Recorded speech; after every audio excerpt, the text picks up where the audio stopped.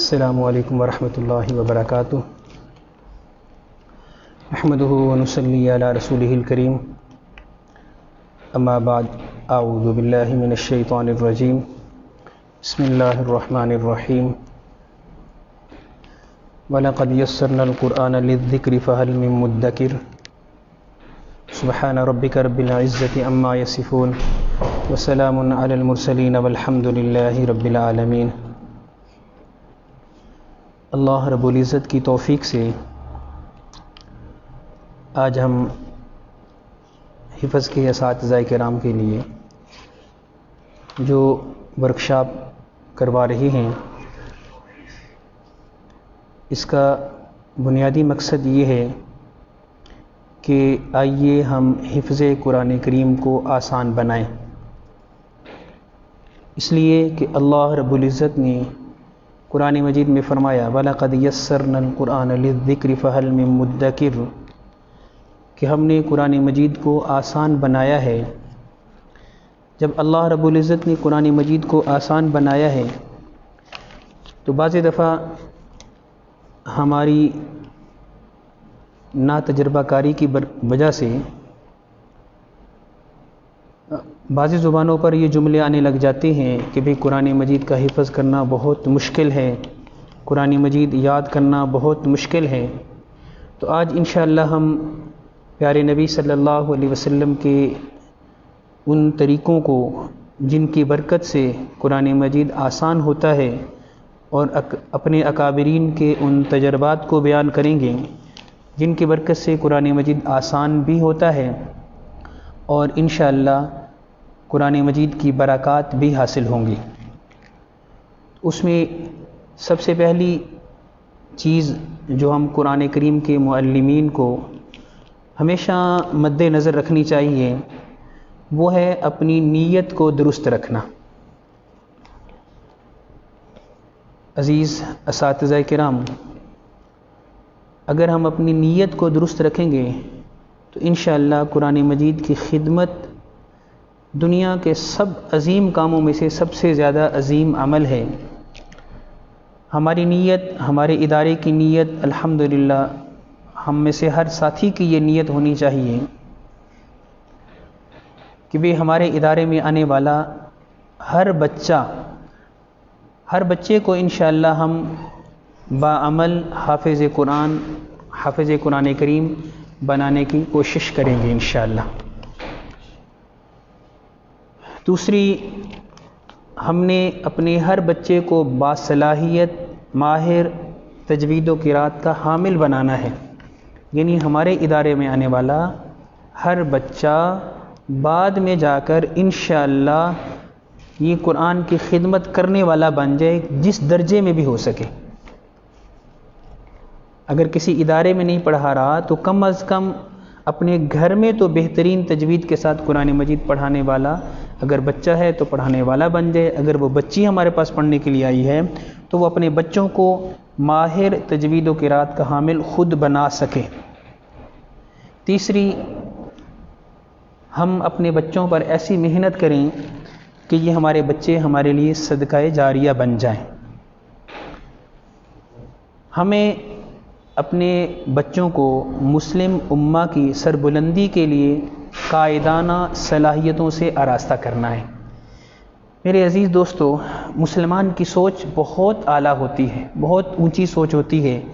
وہ صرف اپنی ذات کے اعتبار سے نہیں سوچتا، اپنی ادارے کے اعتبار سے نہیں سوچتا، بلکہ اس کی سوچ ہمیشہ یہ ہوتی ہے کہ پیارے نبی صلی اللہ علیہ وسلم کی امت یہ کیسے اللہ کے ہاں مقبول اور محبوب بن جائے، ہر امتی رسول اللہ صلی اللہ علیہ وسلم کا سچا غلام بن جائے۔ اس کے ساتھ ساتھ میرے عزیز دوستو،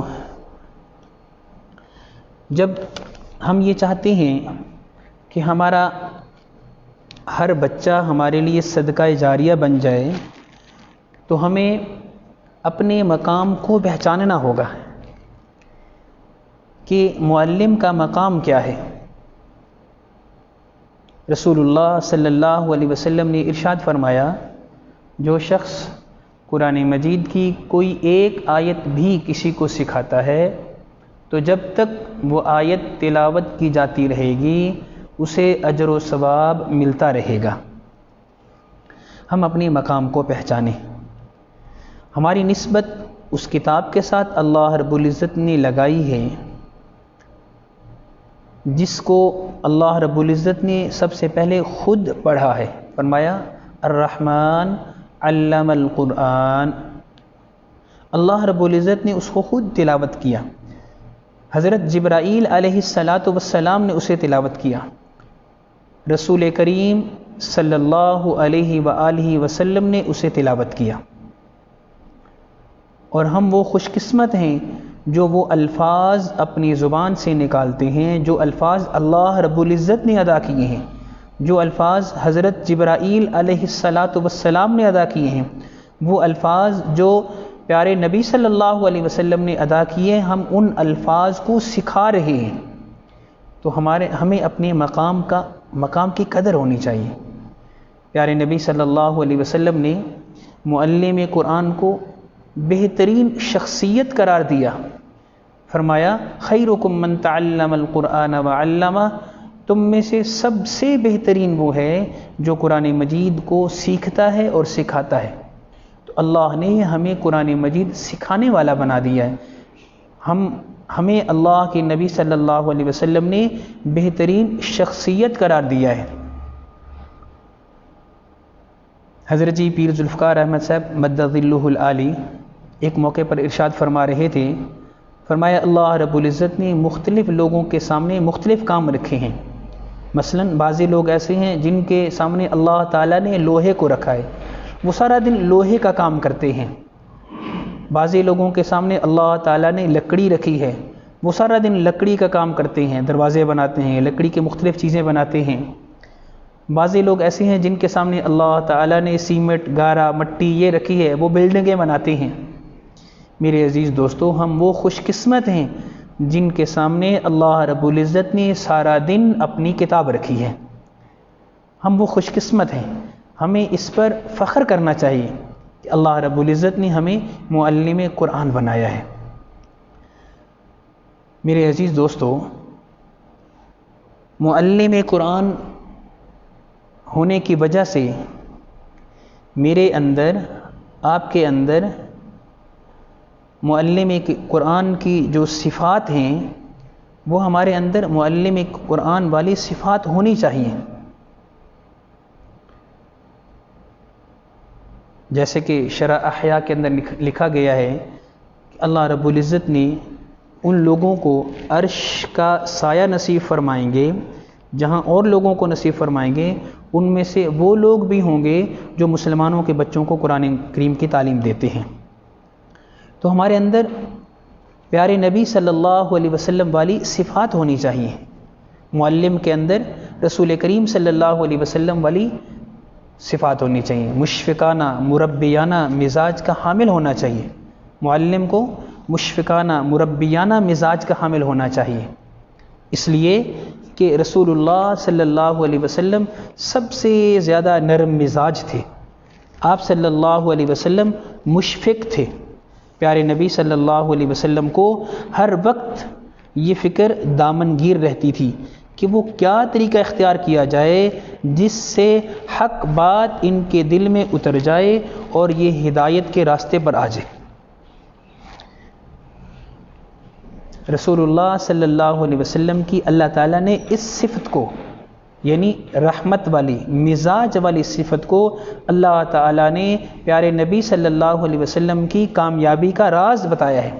فرمایا فَبِمَا رَحْمَةٍ مِّنَ اللَّهِ لِنْتَ لَهُمْ وَلَوْ كُنْتَ فَظًّا غَلِيظَ الْقَلْبِ لَانفَضُّوا مِنْ حَوْلِكَ۔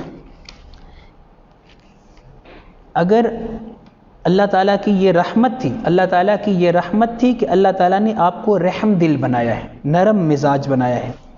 اگر آپ سخت مزاج ہوتے لَانفَضُّوا مِنْ حَوْلِكَ تو یہ صحابہ اکرام آپ سے ارد گرد ہو جاتے، آپ کے قریب کوئی صحابی نہ کھڑا ہوتا۔ تو یہ آپ صلی اللہ علیہ وسلم کی کامیابی کے راز اللہ رب العزت نے پیارے نبی صلی اللہ علیہ وسلم کی مشفقانہ اور مربیانہ مزاج، آپ صلی اللہ علیہ وسلم کی نرم مزاجی کو اللہ تعالیٰ نے آپ صلی اللہ علیہ وسلم کی کامیابی کا راز ارشاد فرمایا۔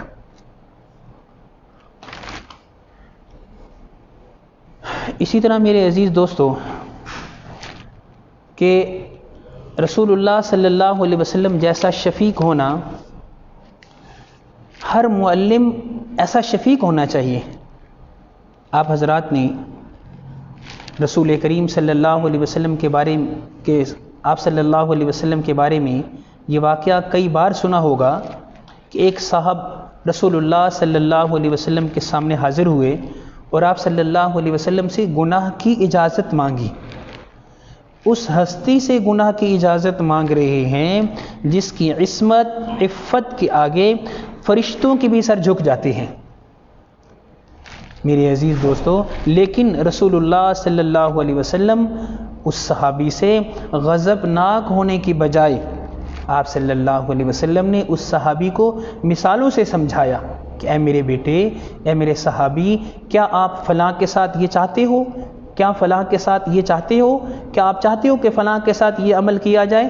رسول اللہ صلی اللہ علیہ وسلم اس صحابی کو مثالوں سے سمجھا رہے ہیں۔ آپ صلی اللہ علیہ وسلم نے اس صحابی کو اپنے قریب بٹھایا۔ آپ صلی اللہ علیہ وسلم نے اس صحابی کے کندھے پر اپنا مشفقانہ ہاتھ رکھا اور پھر آپ صلی اللہ علیہ وسلم نے اسے دعا دی۔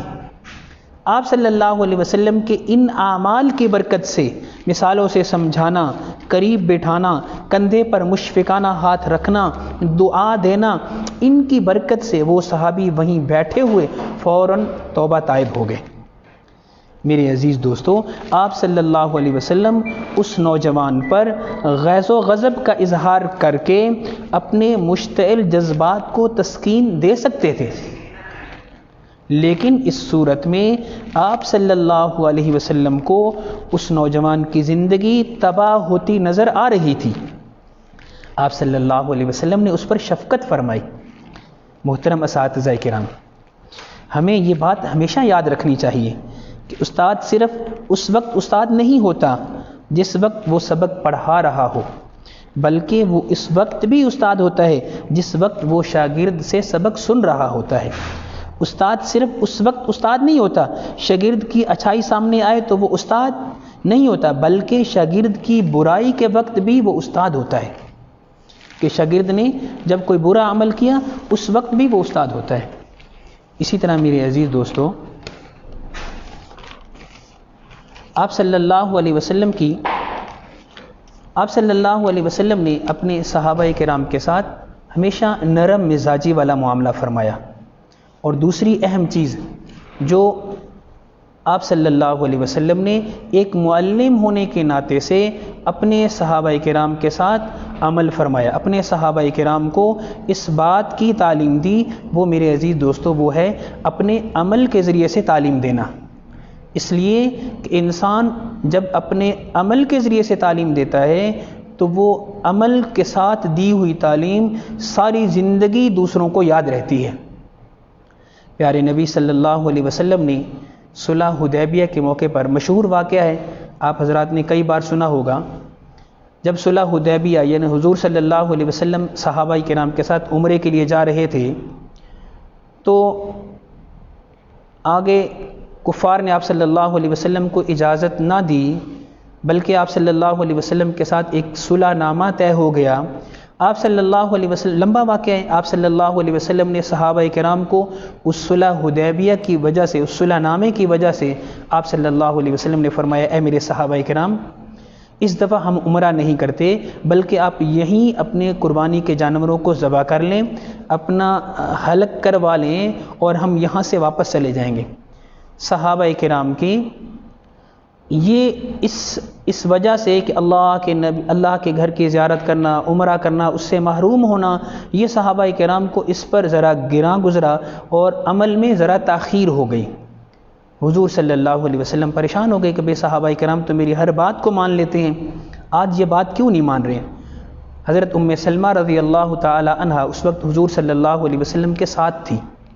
حضرت ام سلمہ رضی اللہ تعالی عنہا کو رسول اللہ صلی اللہ علیہ وسلم نے یہ واقعہ بتایا۔ حضرت ام سلمہ رضی اللہ تعالی عنہا نے رسول اللہ صلی اللہ علیہ وسلم کو مشورہ دیا، فرمایا یا اے اللہ کے نبی صلی اللہ علیہ وسلم آپ خود حلق فرما لیں، آپ اپنا قربانی کا جانور ذبح کر لیں۔ آپ صلی اللہ علیہ وسلم نے جیسے ہی آپ صلی اللہ علیہ وسلم نے خود یہ عمل کیا، جیسے ہی صحابہ کرام نے دیکھا تو سارے صحابہ کرام اٹھ کر اپنے جانور قربانی کے ذبح کرنے لگ گئے اور اپنا حلق کرنے لگ گئے۔ یہ عمل کے ذریعے سے رسول اللہ صلی اللہ علیہ وسلم نے تعلیم دی۔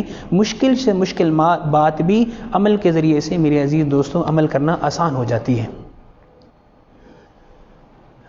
2003 کی بات ہے، جب ہم اللہ رب العزت نے توفیق دی جماعت میں جانے کا، اللہ تعالیٰ نے کچھ موقع دیا، تو ایک مرتبہ رائے کی مسجد سے ہم باہر نکل رہے تھے، بیان مکمل ہوا، مسجد سے باہر نکلنے لگے تو بہت بڑا مجمع تھا، اس وقت چھوٹی مسجد تھی، تو چھوٹے سے دروازے سے ہم سارے باہر نکل رہے تھے۔ میرے سامنے ایک نوجوان تھا جو کلین شیو کرتا تھا، اور ابھی چھوٹی شاید وہ روزے کے لیے آیا تھا، معمولی اس کی داڑھی ابھی نکل رہی تھی۔ وہ مجھ سے آگے تھا، میں اس کے پیچھے تھا، اور میرے پیچھے مجمع تھا۔ جب وہ صاحب باہر نکلے تو مسجد کے ایک پاؤں مسجد کے اندر، ایک پاؤں مسجد سے باہر، وہ دروازے پر رک گیا۔ اب میں اس کو دیکھ رہا ہوں کہ بھائی اتنا بڑا مجمع پیچھے کھڑا ہوا ہے اور یہ مسجد کا دروازہ روک کے کھڑا ہو گیا۔ چند لمحے وہ وہاں رکا، اس لمحے میں اس نے آسمان کی طرف نگاہ اٹھائی، آسمان کی طرف نگاہ اٹھا کے کہنے لگا اے اللہ مجھے معاف کر دیجئے، میرا ایک قدم تیرے نبی صلی اللہ علیہ وسلم کی سنت کے خلاف اٹھ گیا ہے۔ میرے عزیز دوستو، وہ 2003 کی بات ہے، آج تک جب بھی میں مسجد میں داخل ہوتا ہوں فوراً اس نوجوان کا چہرہ سامنے آ جاتا ہے، اور مسجد میں سنت طریقے کے مطابق داخل ہونا میرے لیے آسان ہو گیا ہے، اس لیے کہ میں نے کسی کو اہتمام کرتے ہوئے دیکھ لیا ہے، عمل کے ذریعے سے میں نے دیکھا، میرے لیے عمل کرنا آسان ہو گیا۔ اسی طرح ایک مرتبہ ہماری مسجد میں مولانا نظر الرحمان صاحب تشریف لائے، تو ہم ان کے پاس بیٹھے ہوئے تھے، مولانا کے پاس، اور مولانا صاحب لیٹے ہوئے تھے، لیٹ کے باتیں فرما رہے تھے۔ اتنی دیر میں خادم سے پانی طلب کیا، بھی مجھے پانی کی ضرورت ہے، وہ خادم پانی لے کر آیا۔ مولانا نظر الرحمان صاحب لیٹے ہوئے تھے، امامہ اتار کر نیچے رکھا ہوا تھا۔ جب وہ خادم پانی لے کر آیا تو اٹھ کر بیٹھ گئے، سب سے پہلے اپنا امامہ اٹھا کر اپنے سر پہ رکھا، پھر پانی پیا، پانی پینے کے بعد دوبارہ امامہ اتار کر نیچے رکھ دیا اور ٹیک لگ کر بیٹھ گئے۔ جس دن سے مولانا کو اس قدر اہتمام کرتے ہوئے دیکھا، یعنی عمل سے انہوں نے مجھے بتا دیا کہ بھائی سنت عمل یہ ہے کہ سر ڈھانپ کر پانی پینا چاہیے، جب سے دیکھا ہے آج تک الحمدللہ جب پانی پینے لگتا ہوں فوراً وہ عمل یاد آ جاتا ہے اور سر ڈھانپ لیتا ہوں۔ تو میرے عزیز دوستو، عمل کے ذریعے سے جو بات بتائی جاتی ہے وہ ساری زندگی یاد رہتی ہے، وہ کبھی بھولتی نہیں ہے۔ تو ہم اساتذہ کرام اپنا عمل پیش کریں۔ پیارے نبی صلی اللہ علیہ وسلم نے اپنا عمل پیش کیا۔ رسول اللہ صلی اللہ علیہ وسلم جب کسی بات کا حکم دیتے تھے بذات خود عملی نمونہ بن کر دکھاتے تھے۔ آپ صلی اللہ علیہ وسلم نے اپنے صحابہ کرام کو نماز پڑھنے کی تلقین فرمائی تو خود اپنا یہ عالم تھا کہ عام مسلمان 5 وقت نماز پڑھتے تو آپ صلی اللہ علیہ وسلم 8 نمازیں پڑھا کرتے تھے۔ رسول اللہ صلی اللہ علیہ وسلم دوسروں کی جماعت کی پابندی کا حکم دیا تو خود یہ عمل کر کے دکھایا کہ ساری زندگی نماز باجماعت کی جو پابندی فرمائی وہ تو اپنی جگہ، یہاں تک کہ مرض وفات میں بھی آپ صلی اللہ علیہ وسلم مسجد کی جماعت کو نہیں چھوڑا، بلکہ 2 آدمیوں کا سہارا لے کر مسجد تشریف لائے اور جماعت کے ساتھ نماز ادا کی۔ آپ صلی اللہ علیہ وسلم نے اگر روزوں کے بارے میں ارشاد فرمایا تو خود صحابہ کرام عام مسلمان تو اگر رمضان المبارک کے روزے رکھتے تھے، لیکن پیارے نبی صلی اللہ علیہ وسلم کا کوئی ماہ روزوں سے خالی نہیں جاتا تھا۔ آپ صلی اللہ علیہ وسلم نے اپنے عمل کے ذریعے سے بتایا۔ ہم معلمین کو میرے عزیز دوستو چاہیے کہ اپنے طلباء کے لیے عملی نمونہ بنیں۔ طلباء کرام کو اگر ہم مسواک پر لانا چاہتے ہیں خود مسواک کرنے کی پابندی کریں۔ طلباء کرام کو ہم سلام پر لانا چاہتے ہیں تو سلام میں پہل کریں، مکمل سلام کریں، اس لیے کہ یہ ہمارے طلباء ہمارے نقال ہیں، سنتوں کی ہم پابندی کریں۔ ایک عورت اپنے بیٹے کو نمازوں کے رکعات کے بارے میں بتا رہی تھی کہ میرے بیٹے مغرب کی 7 رکھتے ہیں، بیٹا کہتا ہے نہیں اماں جی وہ 5 رکھتے ہیں مغرب کی. وہ پھر کہتی ہے میں بیٹے مغرب کی 7 رکھتے ہیں. وہ کہتا ہے نہیں امی جی 5 رکھتے ہیں. تو ماں نے کہا آپ کو کس نے بتایا کہ 5 رکھتے ہیں؟ کہا اماں جی میں اپنے استاد کو روزانہ دیکھتا ہوں کہ وہ 5 رکھتے پڑھتے ہیں. تو ہمارے طلباء کرام ہمارے نقال ہوتے ہیں. ایک مرتبہ استاد جی مولانا یوسف خان صاحب وہ اپنی کلاس میں پڑھانے کے لیے تشریف لائے. تو استاد جی نے فرمایا بھی میں ویسے میری گھڑی مل نہیں رہی تھی تو میں نے اہلیہ کی گھڑی پہن لی تاکہ وقت کی ذرا پابندی رہ جائے گی. میں نے بڑی کوشش کی کلاس کے دوران اس گھڑی کو چھپا کر رکھوں نا. بعد میں کسی موقع پر ایک طالب علم میری کسی بات کا حوالہ دے رہا تھا تو میرے ذہن میں نہیں آ رہی تھی. تو اس وقت اس طالب علم نے کہا استاد جی وہ جس دن آپ لیڈیز گھڑی پہن کر آئے تھے نا وہ اس دن کی بات ہے. تو کیا مطلب یہ ہے کہ طلباء کرام ہمارے ہر عمل کو دیکھتے ہیں. ہم اگر صف اول کی پابندی کریں گے تو میرے عزیز دوستو ہمارے طلباء کرام بھی انشاءاللہ صف اول کی پابندی کریں گے. تو ہمارے اندر یہ خوبیاں ہونی چاہیے کہ ہم اپنے عمل کے ذریعے سے اپنے طلباء کرام کو تعلیم دیں, عمل پیش کریں گے. انشاءاللہ اس عمل کی برکت سے ہمارے طلباء کرام کے اندر بھی عمل پیدا ہوگا. تیسری بات میرے عزیز دوستو, معلم کا انداز گفتگو بہت اہم ہونا چاہیے, باادب ہونا چاہیے. انداز گفتگو کرنے کا طریقہ معلم کا پیارے نبی صلی اللہ علیہ وسلم جیسے نپے تلے الفاظ ارشاد فرماتے تھے اسی طرح استاد کے الفاظ بہت اہم ہونے چاہیے. کیونکہ حضرت علی رضی اللہ تعالی عنہ نے ایک موقع پر ارشاد فرمایا المرء تحت لسانہ, انسان اپنی زبان کے نیچے چھپا ہوتا ہے. انسان جب تک انسان نہیں بولتا کسی کو نہیں پتہ چلتا کہ بھئی یہ کون بیٹھا ہوا ہے, اور جیسے ہی انسان بات کرے گا تب انسان کو اس کی اوقات فوراً پتہ چل جاتی ہے نا. کتابوں کے اندر ایک واقعہ لکھا ہوا تھا, مفتی صاحب نے لکھا تھا, فرمایا کہ ایک مرتبہ ایک بادشاہ, ایک وزیر اور ایک غلام جنگل میں شکار کرنے کے لیے گئے. اتفاق سے وہ تینوں آپس میں جدا ہو گئے, بچھڑ گئے نا. اب تینوں ایک دوسرے کو ڈھونڈ رہے ہیں, ایک دوسرے کو ڈھونڈتے ایک ہی راستے سے وہ تینوں گزرے. جب بادشاہ سلامت اس راستے سے گزرا تو بادشاہ نے وہاں ایک اس راستے پر نابینا شخص بیٹھا ہوا تھا, اس سے کہا میاں جی یہاں سے کوئی گزرے ہیں؟ اس نابینا شخص نے جواب دیا بادشاہ سلامت یہاں سے وقفے سے آپ کا غلام ایک دفعہ گزرا ہے, پھر آپ کا وزیر بھی گزرا ہے. تو بادشاہ نے حیران ہوا اور اس سے پوچھا بھی آپ کو کیسے پتہ چل گیا کہ میں بادشاہ ہوں اور وہ گزرنے والے ایک میرا وزیر تھا ایک میرا غلام تھا؟ اس نابینے نے جواب دیا بادشاہ سلامت انسان اپنی زبان سے پہچانا جاتا ہے. جب آپ کا غلام گزرا تو غلام نے مجھ سے پوچھا اوے اندھے یہاں سے کوئی گزرا ہے؟ میں فوراً پہچان گیا کہ یہ غلام ہے. جیسے ہی آپ کا وزیر گزرا تو وزیر نے کہا سائیں یہاں سے کوئی گزرا ہے؟ میں اس کی زبان سے پہچان گیا کہ یہ وزیر ہے. اور جب آپ تشریف لائے تو آپ نے کہا میاں جی یہاں سے کوئی گزرا ہے, تو میں نے اندازہ لگا لیا کہ یہ بادشاہ سلامت ہے. تو میرے عزیز دوستو انسان اپنی زبان سے پہچانا جاتا ہے نا. معلم کی زبان کا استعمال بہت احتیاط والا ہونا چاہیے. اسی طرح معلم کے اندر اللہ رب العزت نے جب معلم کا تذکرہ کیا نا, معلم کا اللہ تعالیٰ نے جب تذکرہ کیا قرآن مجید میں سورۃ الغاشیہ کے آیت نمبر غالباً 17, 18, 19 ان میں جب اللہ تعالیٰ نے معلم کا تذکرہ فرمایا تو اس میں اللہ تعالیٰ نے معلم کی کچھ خوبیاں بیان فرمایا افلا ينظرون الى الابل كيف خلقت والى السماء كيف رفعت والى الجبال كيف نصبت والى الارض كيف سطحت فذكر انما انت مذکر. یعنی فرمایا معلم وہ ہوگا, وہ نصیحت کر سکتا ہے, وہ سمجھا سکتا ہے, وہ تربیت کر سکتا ہے جس کے اندر یہ پہلے والی 4 خوبیاں ہوں گی. افلا ينظرون الى الابل كيف خلقت, یعنی اس کے اندر اونٹ والا صبر ہونا چاہیے. جیسے اونٹ کے اندر صبر ہے معلم کے اندر صبر ہونا چاہیے شاگردوں کی تکلیف پر, شاگردوں کے نامناسب الفاظ پر. اس بات کا اسے خیال رکھنا چاہیے کہ جب معلم کو شاگرد پر غصہ آئے, مثلاً بلا وجہ پرنسپل صاحب یا ناظم صاحب تک ایک کسی طالب علم میں شکایت پہنچائی, یا آپ کے طرز بیان کی نقل اتارتے وقت آپ کی اس پر نگاہ پڑ گئی, یا بار بار تنبیہ کے باوجود وہی پہلے والی شرارت طالب علم کر رہا ہے, تو ایسے وقت میں استاد کو فطری طور پر اپنے شاگرد پر شدید غصہ آتا ہے۔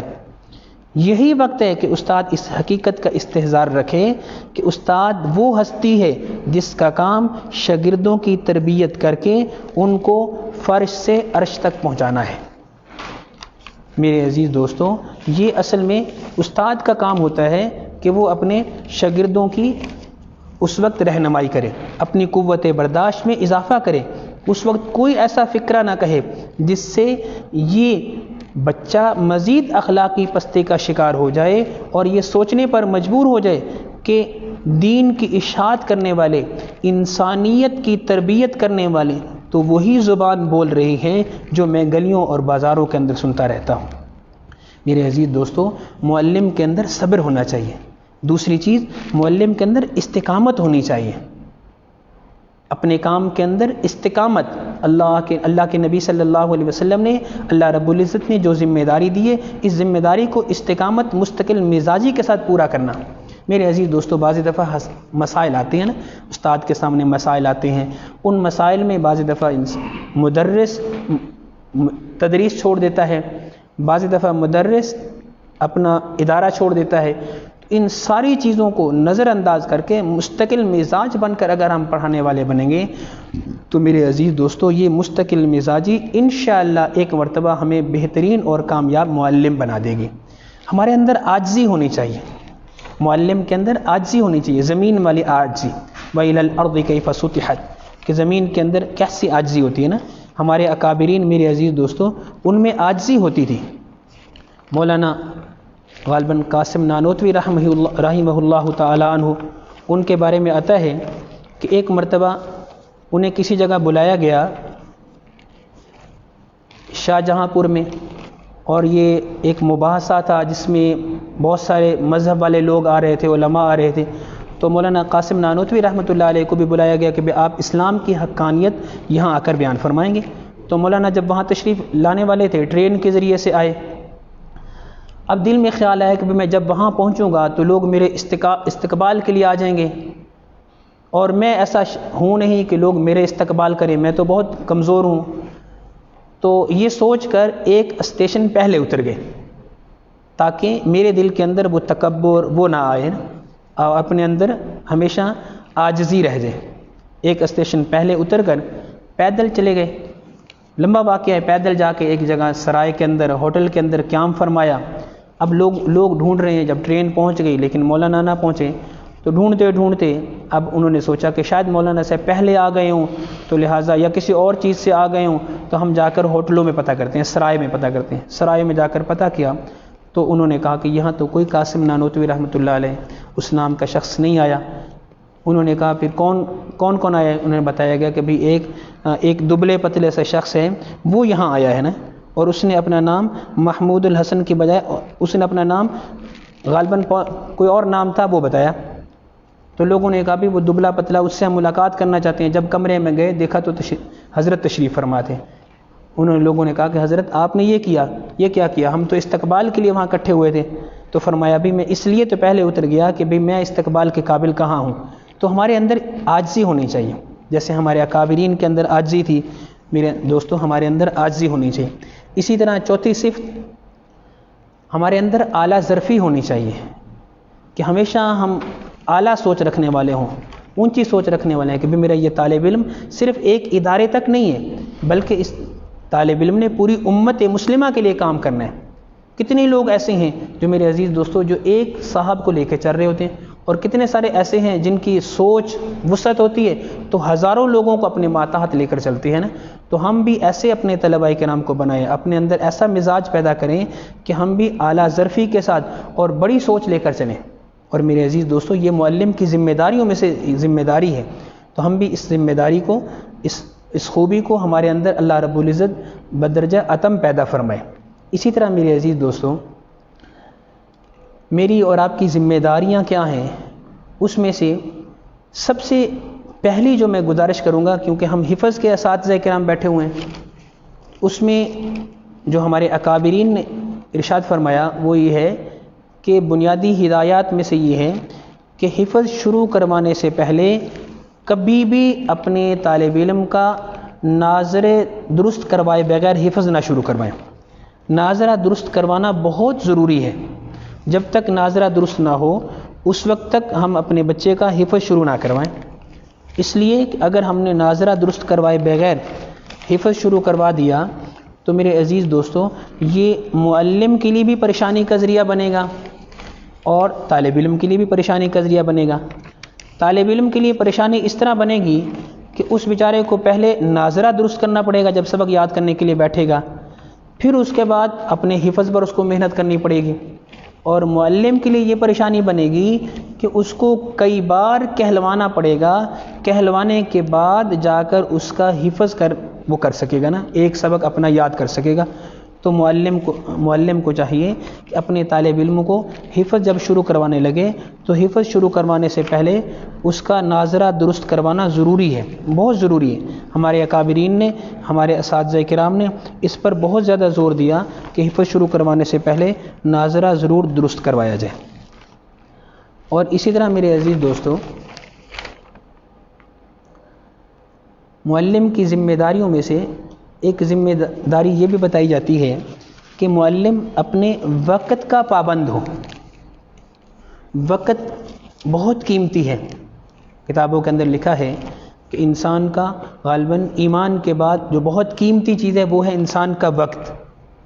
حضرت جی پیر ذوالفقار احمد صاحب مد ظلہ العالی کا ایک کتاب کے اندر ایک فرمان پڑھا تھا، فرمانے لگے اگر تم چاہتے ہو کہ وقت کی قدر تمہارے دل کے اندر آئے، وقت کی قدر پیدا کرنے کے لیے اپنے وقت کی قیمت لگائیں۔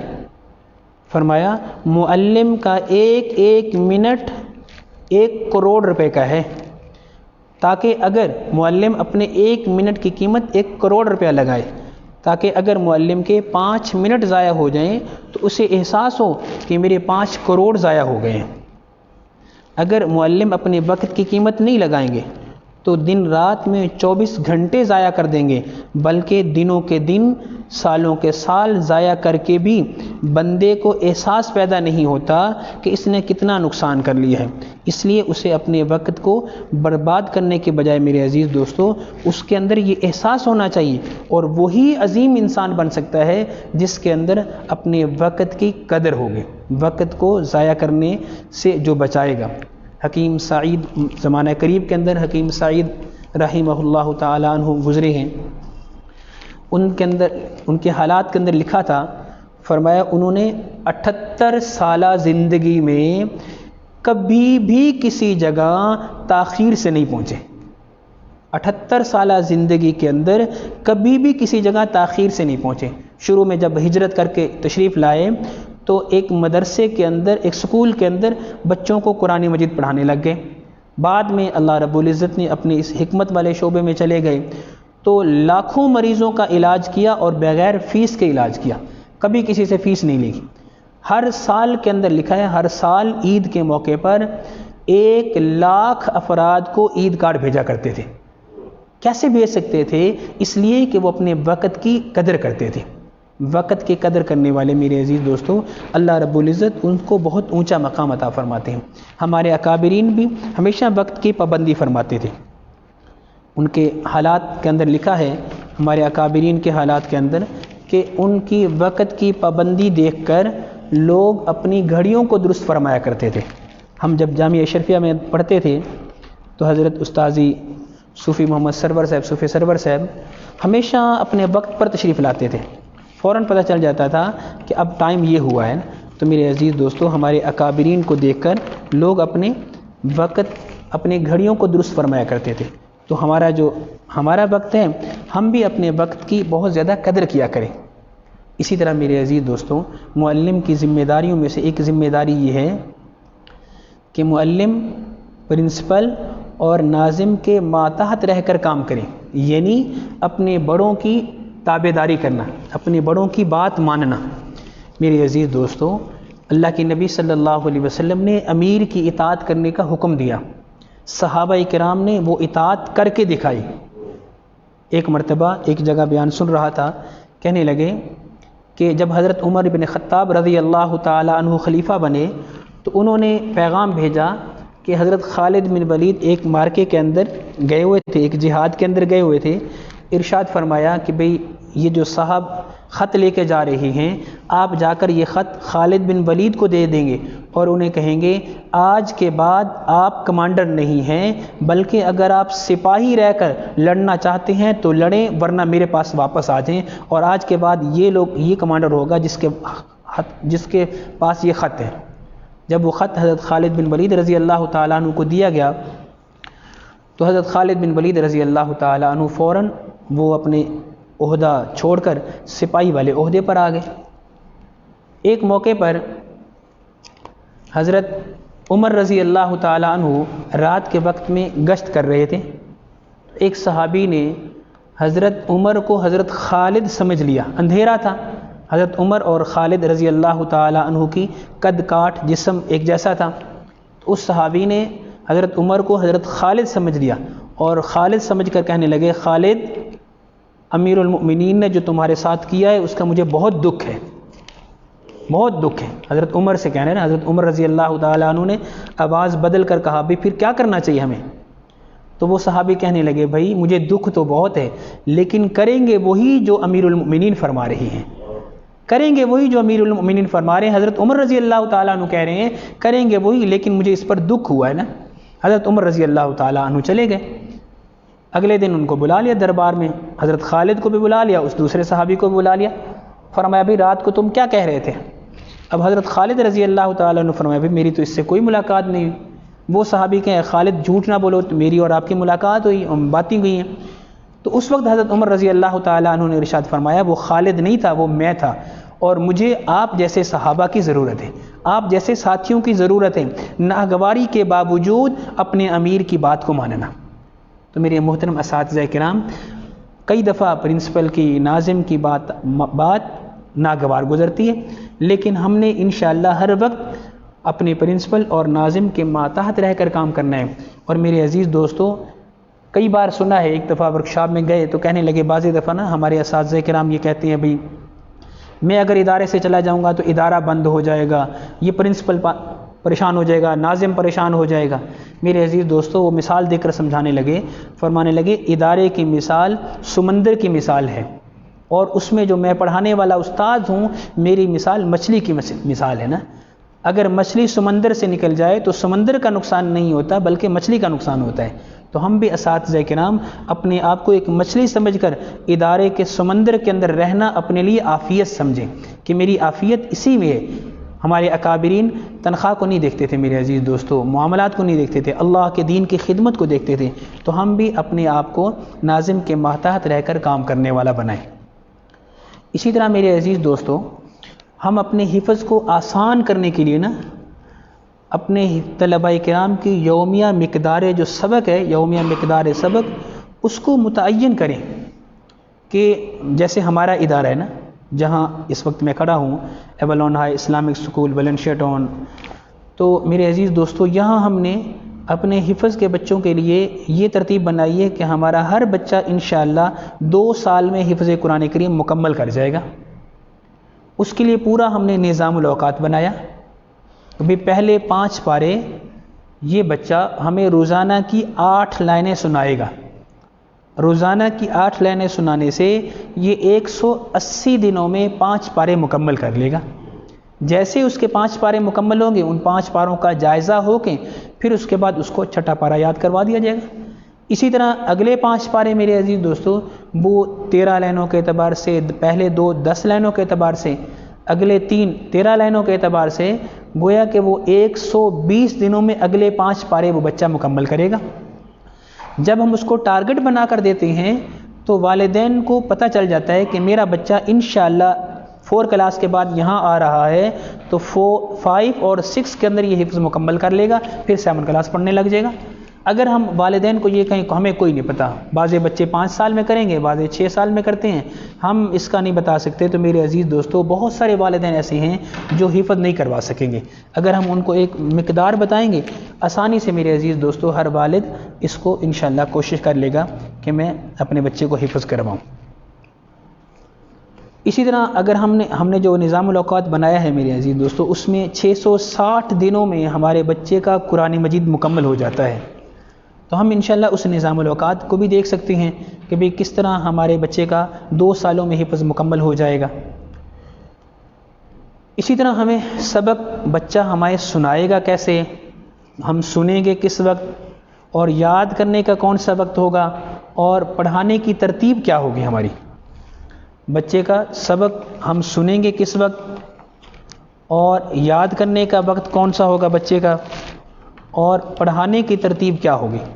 تو میرے عزیز دوستو، یہ تو ہمارے تمام ساتھیوں کی بلکہ تمام قرۂ کرام کی یہی رائے ہے کہ سب سے پہلے بچے کا سبق سن لیا جائے، صبح آتے ہی سب سے پہلے سبق سن لیا جائے، اس لیے کہ اگر ہم اس کا سبق سن لیں گے تو اس کا بہت سارا بوجھ ہلکا ہو جائے گا، وہ یہ سمجھ لے گا کہ میرا آج کا آنا کامیاب ہو گیا، میں آج کا میرا آنے کا مقصد وہ پورا ہو گیا۔ اسی طرح وہ جب سبق سنا لے گا تو اسے ایک خوشی ملے گی، ایک راحت ملے گی۔ تو لہٰذا سب سے پہلے سکول آتے ہی، مدرسے آتے ہی ہم اپنے بچے کا سبق سن لیں، پھر اس کے بعد سب کی پارہ سنا جائے۔ اسی طرح میرے عزیز دوستو، اب ہم سبق یاد کرنے کا وقت کون سا ہونا چاہیے، سبق یاد کرنے کا وقت کون سا ہونا چاہیے، سبق پڑھانے کا وقت کون سا ہونا چاہیے۔ میرے عزیز دوستو، ہمارے علماء نے لکھا ہے کہ جب ہم بچے کو اگلا سبق دینے لگیں تو سب سے پہلے اسے کہیں بیٹا آپ مطالعہ نکال کر آؤ، یعنی خود مطالعہ پڑھ کر آؤ، خود مطالعہ بچہ پڑھ کر آئے، پھر اس کو اپنے سامنے بٹھا کر بقدر ضرورت 1 یا 2 مرتبہ اس سے سن لیا جائے۔ اگر ہم شاگرد سے مطالعہ نہیں نکلوائیں گے بلکہ پہلے ہی مرحلے میں اسے اپنے روبرو بٹھا لیں گے، اسے اپنے سامنے بٹھا لیں گے، تو وہ طالب علم کے اندر خود اعتمادی پیدا نہیں ہوگی، اس لیے کہ وہ کبھی بھی یہ نہیں سوچے گا بھی میں خود بھی نکال سکتا ہوں مطالعہ، بلکہ وہ اپنے آپ کو ہر وقت استاد کا محتاج سمجھتا رہے گا، اس کے اندر خود اعتمادی نہیں آئے گی۔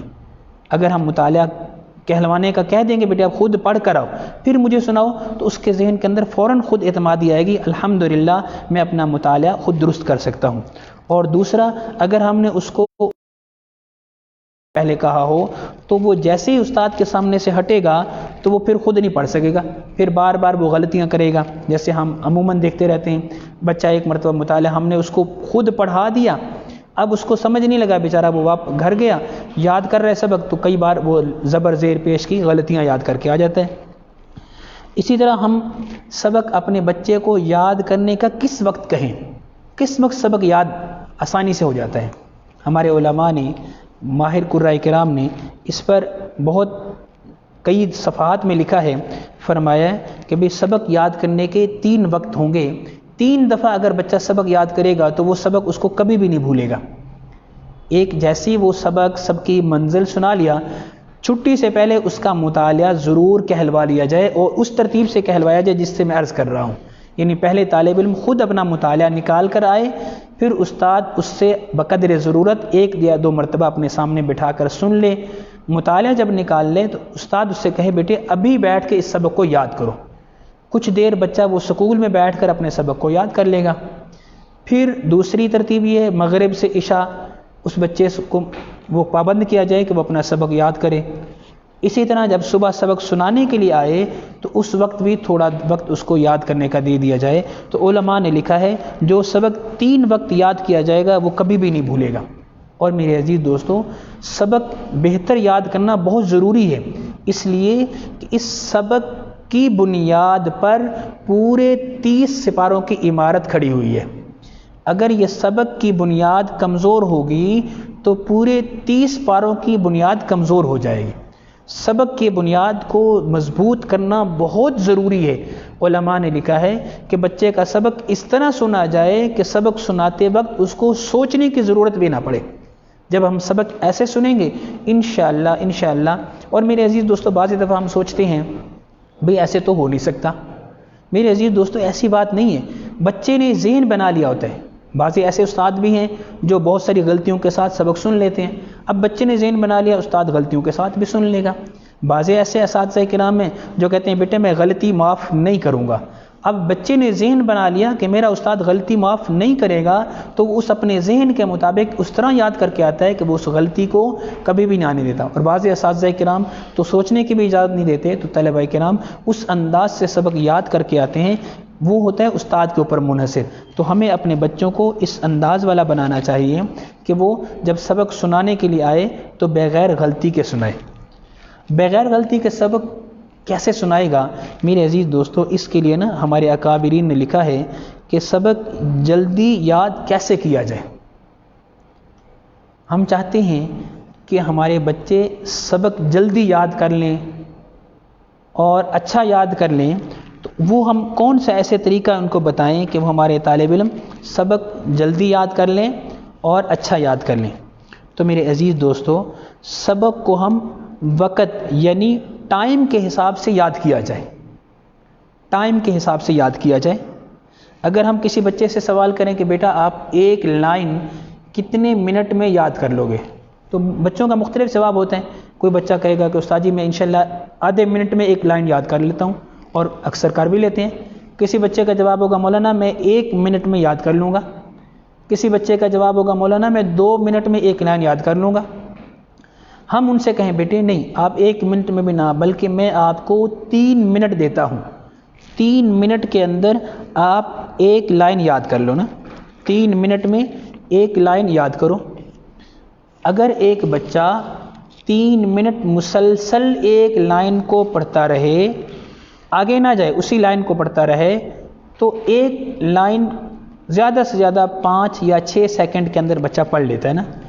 تو گویا کہ 1 منٹ میں ایک لائن اس نے 10 مرتبہ پڑھ لی ہے، اور ایک لائن کو اس نے 3 منٹ میں 30 مرتبہ پڑھ لیا ہے. اب جس لائن کو 30 مرتبہ پڑھ لیا جائے تو آپ کا کیا خیال ہے کہ 30 مرتبہ پڑھی ہوئی ایک لائن بچے کو نہیں یاد رہے گی؟ یقیناً اسے آسانی سے یاد رہ جائے گی. اور ایک لائن کو اگر وہ بچہ 3 منٹ میں یاد کر رہا ہے تو گویا کہ وہ آدھے منٹ کے اندر آدھے گھنٹے کے اندر یعنی 30 منٹ کے اندر وہ 10 لائنیں یاد کر لے گا. چلے ہم اس سے مزید پختہ کرنے کے لیے ہم یہ مشورہ دیتے ہیں اپنے طالب علم کو بھی کہ بیٹے جب آپ ایک لائن یاد کر لیے، اب اگلی لائن جب یاد کرو گے 3 منٹ میں آپ کو اگلی لائن یاد ہو گئی. اب اس پچھلی لائن کو 10 مرتبہ ساتھ ملا کر پڑھو. 10 مرتبہ ساتھ ملا کر پڑھو. تیسری لائن آپ نے یاد کر لی، اب ان پچھلی 2 لائنوں کو 10 مرتبہ ساتھ ملا کر پڑھو. 30 منٹ وہ ہو گئے، 10 لائنوں کے 30 منٹ وہ ہو گئے. 10 منٹ ہم دوبارہ پیچھے سے پڑھنے کے لگا لیں تو گویا کہ 40 منٹ کے اندر بچے نے 10 لائنیں یاد کر لی ہیں، اور 1 گھنٹہ 20 منٹ کے اندر اس بچے نے 20 لائنیں پختہ اور بہترین یاد کر لی ہیں.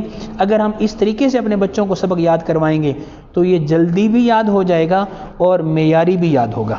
تو محترم اساتذہ کرام، ہم اپنے بچوں کو سبق یاد کرواتے وقت اس بات کا بہت زیادہ خیال رکھیں کہ ہمارا بچہ کیسے آسانی کے ساتھ سبق یاد کر لے، کیسے اس کی منزل پختہ ہو جائے، کیسے اس کی سبقی معیاری ہو جائے. میرے عزیز دوستو، وقت تھوڑا ہونے کی وجہ سے انشاءاللہ اس پر میں اپنی بات کو ختم کرتا ہوں. اگلا موضوع انشاءاللہ ہمارے دوسرے دوست آ کے کروائیں گے. تو میرے عزیز دوستو، میں نے جو باتیں عرض کی ہیں ان باتوں کو انشاءاللہ کوشش ہم یہ کریں کہ میں اپنے مقام کو پہچانوں. میرا معلم کا جو مقام ہے، جو عہدہ اللہ نے مجھے عطا فرمایا ہے، اس عہدے کی میں قدر کروں. میری جو ذمہ داریاں ہیں میرے عزیز دوستو، میں ان ذمہ داریوں کا خیال رکھوں. میرا تکلم، میرے بات کرنے کا انداز بہت پیارا ہو. میرا عمل میرے طالب علموں کو دعوت دے رہا ہو، عمل کی دعوت دے رہا ہو. اسی طرح میرے طالب علم مجھ سے محبت کر رہے ہوں، نرم مزاجی میرے اندر، کامل درجے نرم مزاجی میرے اندر پیارے نبی صلی اللہ علیہ وسلم والی نرم مزاجی ہو. اللہ رب العزت مجھے اور آپ کو اپنے ان شاگردوں کی قدر کرنے کی توفیق عطا فرمائے، کیونکہ یہ شاگرد میرے اور آپ کے پاس امانت ہیں. اللہ تعالیٰ عمل کی توفیق عطا فرمائے.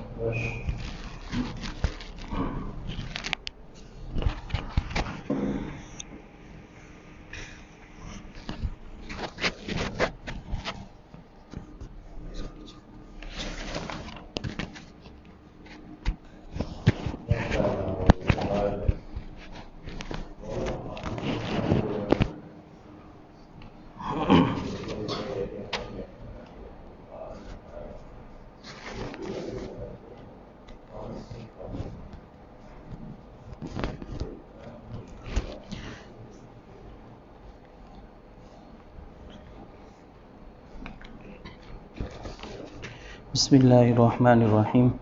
السلام علیکم ورحمۃ اللہ وبرکاتہ۔ محترم اساتذہ اکرام، اساتذہ محترم کی کارگزاری،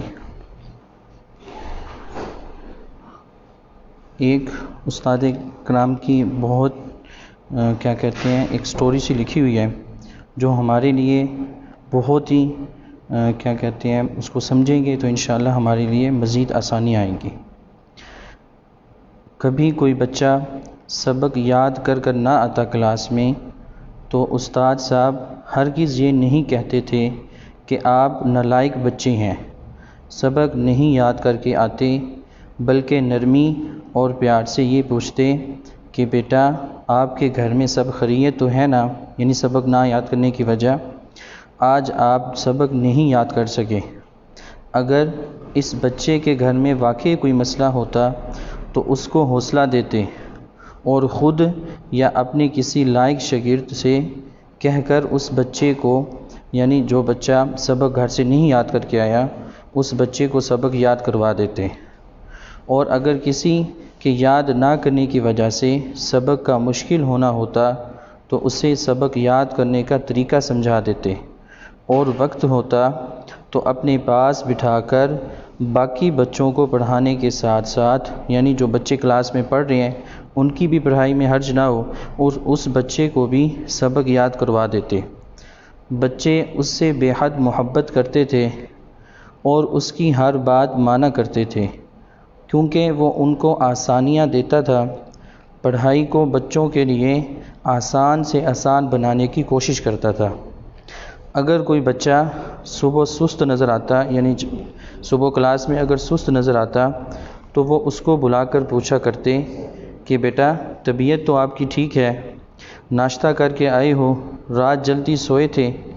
پھر جب معلوم ہوتا کہ نیند پوری نہیں تو وہ اس بچے کو آدھا پونا گھنٹے کے لیے کلاس میں ایک طرف جا کر سو جانے کو کہتے، کیونکہ وہ جانتے تھے کہ اگر بچہ تازہ دم نہیں تو وہ سارا دن نہیں پڑھ سکے گا، بجائے اس کے کہ وہ سارا دن ضائع کرے اور کچھ نہ سنانے آئے، اور وہ کچھ وقت بچے کا سو جانا برداشت کر لیتا تھا۔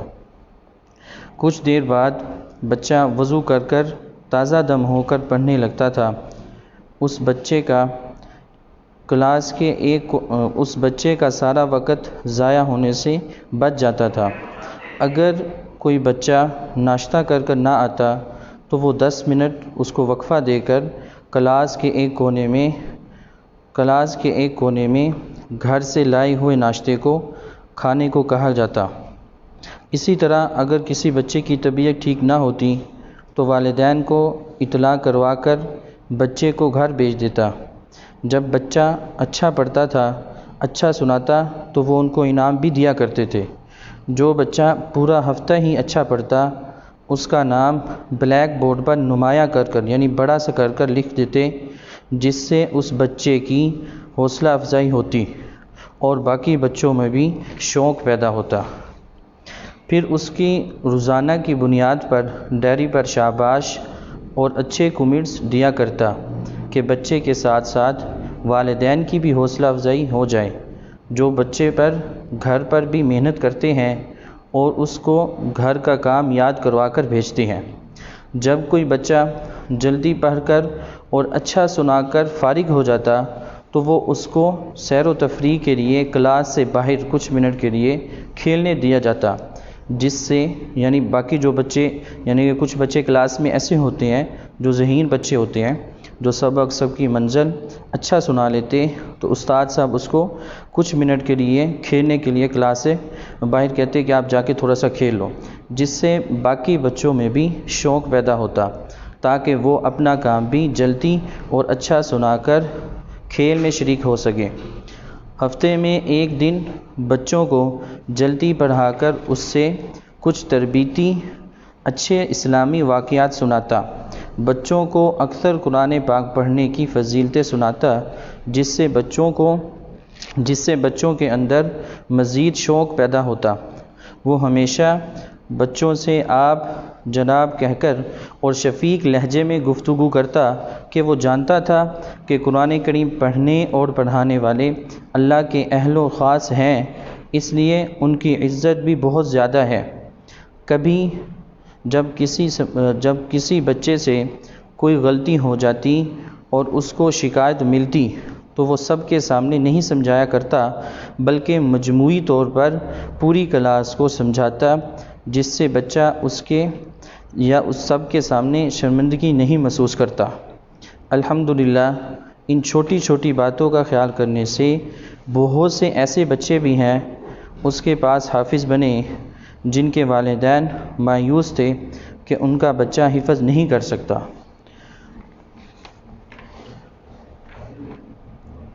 اس سے اگلا جو ہمارا موضوع ہے وہ ہے اساتذہ اکرام کے لیے رہنمائی۔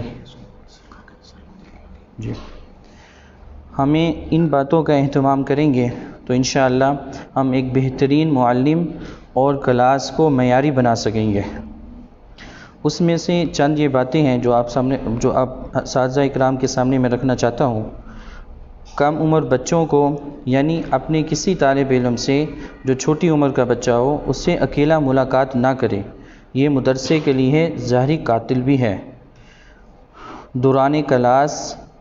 دوران کلاس اخبار یا کوئی غیر ضروری کتاب پڑھنے یا موبائل استعمال کرنے سے پرہیز کرے۔ معلم قرآن اپنا اصلاحی تعلق کسی اللہ والے سے جوڑے رکھے، اس کے بہت سارے فائدے ہیں۔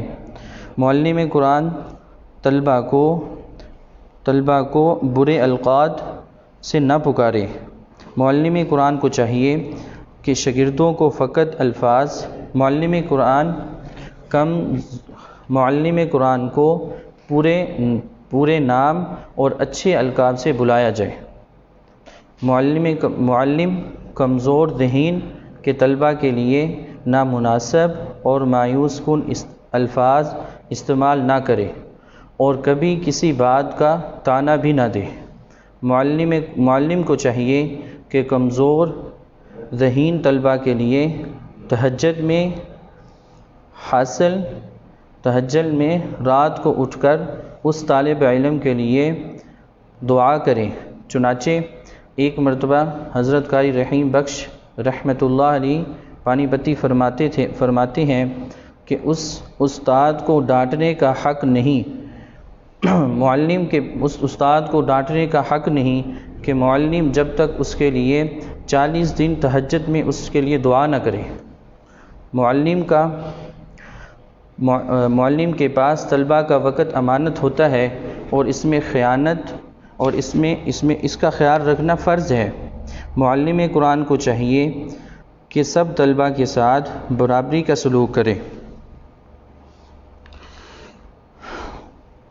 معلم قرآن کو چاہیے کہ طلبہ کی ہر اچھے کام پر خوب حوصلہ افزائی کی جائے۔ ایک سروے میں لوگوں سے پوچھا گیا کہ زمانہ طالب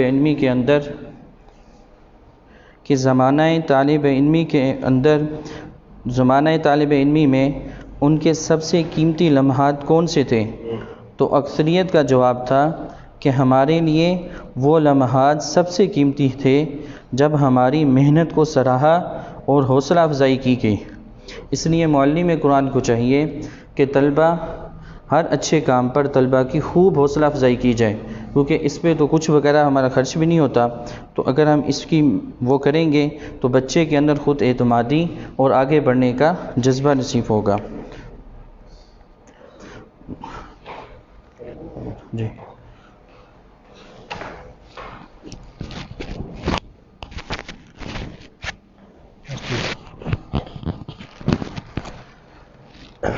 بسم اللہ الرحمن الرحیم۔ ہمارے شعبہ حفظ ایولون ہائی شعبہ حفظ نے ایک کوشش کی کہ ہم لوگ اپنے حفظ قرآن کے اساتذہ کے لیے کچھ رہنما اصول بیان کریں اپنے پلیٹ فارم سے۔ تو انہوں نے ہمارے شعبہ حفظ نے اپنے کچھ اہداف بھی مقرر کیے ہیں، جس میں ہمارے ساتھیوں نے مل جل کے اس چیز پہ مشورہ کیا کہ ہم کس طرح سے ہم سب لوگ بھی ماہر اساتذہ بن سکتے ہیں۔ تو اس میں کچھ اہداف یہ ہیں کہ انہوں نے کہا جی کہ ہم ہر سال جو ہمارا حفظ کا استاد ہوگا، شعبہ حفظ کے جو استاد ہوں گے، وہ ہر سال باقاعدگی سے تراویح میں اپنا قرآن پاک مکمل سنائیں گے۔ اس کے لیے الحمدللہ ہمارے ایولون ہائی میں اس کا ہم بھرپور انتظام کرتے ہیں۔ ہمارے بچے بھی اسکول میں آ کے تراویح ادا کرتے ہیں، اور بعض والدین بھی آ کے ادا کرتے ہیں، والد آ کے ادا کرتے ہیں، اور اس طرح سے ہمارے بچوں کو بھی قرآن پاک سننے اور سنانے کا موقع ملتا ہے، اور ہمارے اساتذہ کرام کو بھی جو ہے وہ موقع ملتا ہے قرآن پاک سننے اور سنانے کا۔ اسی طرح ہمارے شعبہ حفظ کے اساتذہ اکرام نے اس چیز پر بھی اپنا اس کو ایک ہدف بنایا، گول بنایا کہ ہم لوگ اپنی تجوید پر مستقل بنیادوں پر محنت کرتے رہیں گے۔ اس میں ایک انہوں نے بڑا واضح قسم کا گول بنایا کہ ہم لوگ انشاءاللہ کم از کم ہر ہفتے 4 گھنٹے اپنی تجوید پر دیں گے، اور ہم کسی ماہر تجوید کو پڑھانے والے جو اساتذہ اکرام ہیں ان کے پاس اپنی تجوید کو نئے سرے سے ریوائز کریں گے، اس کے اندر بہتری لے کے آئیں گے۔ تو گویا کہ انہوں نے دسمبر 2020 تک کہ ابھی کیلکولیشن کر رہے تھے، تو اس میں کوئی 100 گھنٹے بنتے ہیں کہ 100 گھنٹے ہم جو ہے اپنی تجوید پر محنت کریں گے ماہر استاد کے پاس جا کے۔ تو یقیناً یہ ایک ایسا ہدف ہے جس کی وجہ سے ہمارے اساتذہ اکرام، بلکہ کوئی بھی اساتذہ ہوں حفظ کے شعبے کے، تو ان کے اندر ان کی مہارت میں یقیناً اضافہ ہوگا۔ اور اسی طرح ایک اور انہوں نے ہدف بنایا کہ ہم لوگ کسی بھی جہری نماز، مثلا فجر ہے یا ہماری عشاء ہے، تو ہم اس میں اپنی سہولت کے حساب سے 1 رکوع یا 2 رکوع جو ہے وہ ہر روز جہری نماز میں پڑھیں گے، تاکہ ان کی مسلسل جو ہماری گویا کہ کوشش یہ کریں گے کہ انشاءاللہ ہم پورے سال میں 1 دفعہ فجر میں یا عشاء میں اپنا قرآن پاک ختم کریں۔ تو اس طرح سے کوشش کریں گے۔ تو یہ وہ چیزیں ہیں، یقیناً انسان اسباب جب اختیار کرتا ہے تو یقینی طور پہ اللہ تعالیٰ کی نصرت اس کے شامل حال ہوتی ہے، اور اس کی مہارت میں دن بدن اضافہ ہوتا ہے۔ اسی طرح ہمارے شعبہ حفظ کے اساتذہ نے یہ بھی آپس میں بات طے کی کہ ہم لوگ ہر ہفتے میں کوشش کریں گے کہ اپنا قرآن پاک مکمل کیا کریں، ٹھیک ہے؟ اور جو ہمارے بزرگان دین کی ترتیب ہے کہ وہ پورے 7 دنوں میں اپنا قرآن پاک مکمل کرتے، جو حفظ کے حافظ لوگ ہوتے، تو ابھی الحمدللہ یہ بھی ایک شعبہ حفظ کے استاد کو اپنا ہدف بنانا چاہیے کہ میں اپنا قرآن پاک پختہ کرنے کے لیے ہر ہفتے قرآن پاک کو ختم کروں گا۔ اسی طرح ایک اور ہدف جو ہمارے شعبہ حفظ کے اساتذہ نے یا باقی اساتذہ کے لیے بھی بنا کہ ہم اپنا مستقل رابطہ کسی بزرگ کے ساتھ رکھیں گے، بلکہ ایک بات یہاں ہو رہی تھی کہ ہم ہر ہفتے جس دن چھٹی ہوگی، ہمارے بزرگان دین جو ہے کہیں نہ کہیں ان کی مجلس ہوتی ہے جس میں وہ بیان کرتے ہیں یا گفتگو کرتے ہیں، تو ان لوگوں نے یہ بھی اپنا ہدف بنایا کہ ہم ہر ہفتے ان کی خدمت میں ضرور حاضر ہوئیں گے، آدھے گھنٹے کے لیے یا گھنٹے کے لیے، تاکہ ہماری مسلسل روحانی جو ہے وہ اصلاح ہوتی رہے۔ اور اسی طرح ایک اور ہدف کہ ہم اپنے معیار تعلیم کو یعنی کہ عصری علوم میں بھی انشاءاللہ تعالی بہتر کرنے کی کوشش کریں گے۔ اس چیز کے لیے الحمدللہ ہمارے شعبہ حفظ کے اساتذہ اکرام نے، مولانا رمضان صاحب ہیں، انہی کی نگرانی میں قاری ظفر صاحب، قاری ابو بکر صاحب اور باقی لوگ، انہوں نے یہ کہا کہ ہم لوگ انشاءاللہ جن لوگوں نے یہاں پر ہمارے اس علاقے کے جو قرآن حضرات ہیں جنہوں نے ابھی میٹرک اپنی میٹرک کی ان کی کمپلیشن نہیں ہو سکی کسی بھی وجہ سے، تو ہم لوگ انشاءاللہ ایولون کے پلیٹ فارم پہ انشاءاللہ میٹرک کی کلاسز کا بھی آغاز کر رہے ہیں۔ یہ میٹرک کی کلاسز صرف اور صرف وہ ہمارے قرآن حضرات جو کہ شعبہ حفظ سے وابستہ ہیں یا شعبہ دین سے کسی بھی طرح سے وابستہ ہیں، بڑی عمر کے ہیں، یعنی کہ کم از کم 20+ ہیں اور پروفیشنل لائف میں ہیں، اور ان کے پاس ٹائم نہیں ہے کہ وہ اپنی اس تعلیم کو مکمل کر سکیں، تو اس کے لیے انشاءاللہ ہم شام کے اوقات میں یا جو بھی مشورے میں طے ہوگا تو انشاءاللہ ہم میٹرک کی کلاسز کا آغاز بھی کر رہے ہیں۔ تو ہمارے جو اسکول کے سر طیب جو کہ ہمارے میٹرک ونگ کے کوآرڈینیٹر ہیں، تو ان کا نمبر بھی یہاں پر موجود ہے، وہ اس کو سارے کو پلان کر رہے ہیں۔ امید ہے کہ آنے والے منڈے سے یہ والا منڈے چھوڑ کے اس سے نیکسٹ منڈے جو ہوگا اس سے ہماری کلاسز کا آغاز ہو جائے گا۔ باقی اس کا ٹائم چانسز یہی ہیں کہ شام شام کے اوقات ہوں گے، لیکن مشورے سے ابھی اس میں یہ طے ہوگا۔ تو اللہ تعالیٰ آپ سب لوگوں کو جزائے خیر دے کہ آپ لوگ ماشاءاللہ شعبہ حفظ سے متعلق ہیں، دین کے ساتھ منسلک ہیں۔ اللہ تعالیٰ آپ ہم سب کو دنیا اور آخرت کی کامیابیاں نصیب فرمائے۔ بہت شکریہ جی، جزاک اللہ۔